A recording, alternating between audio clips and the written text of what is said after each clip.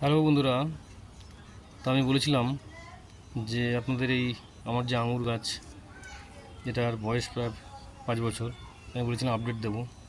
তো দেখুন কীভাবে থোকায় থোকায় ধরে আছে, দেখুন কীভাবে থোকায় থোকায় ধরে আছে দেখতে পাচ্ছেন। আমি বলেছিলাম যে এক একটা এগুলো যখন বড় হবে পুরো ফুলে লাল হয়ে যাবে এবং মানে এক একটা থোকাই ধরুন প্রায় 200-250 ওয়েট হবে।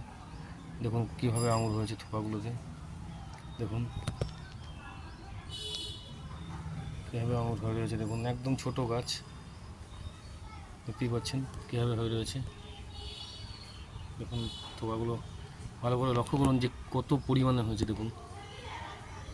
এবং অনেকগুলো কোয়া, মানে অনেকগুলো কোয়া পরপর পরপর পরপর হয়ে রয়েছে, দেখুন কত সুন্দরভাবে হয়ে রয়েছে, দেখতেই পাচ্ছেন।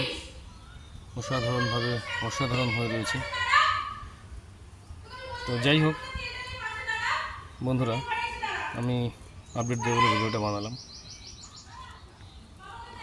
নিচেও হয়ে রয়েছে অনেকগুলো, এই যে নিচের দিকেও হয়ে রয়েছে, নিচের দিকেও প্রচুর হয়ে রয়েছে, এখানেও আছে, এদিকেও আছে, এইদিকেও আছে, ফাঁকে ফাঁকে।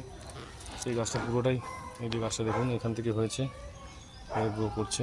এবং গাছটার বয়স হচ্ছে ধরুন আনুমানিক প্রায় 5 বছর, কিন্তু 5 বছরের গাছ কেউ দেখে বলবে না এটা। তো যাই হোক বন্ধুরা, ভালো থাকবেন। এবং আরেকটা কথা, আমি এই গাছের কাঁচা বানাবো, যদি কারোর প্রয়োজন হয়, যদি কেউ মানে মনে করেন যে বাড়িতে করবেন আমার সঙ্গে, মানে আমি আশা রাখছি 2-2.5 মাস বা 3 মাসের পর থেকে হয়তো চারা মানে আপনার দিতে পারবো। চারা আমি বানাবো, একটু ম্যাচিওর হোক ডালগুলো। দেখতে পাচ্ছেন সদ্য সব ডাল ছাড়ছে, কচি কচি কচি কচি।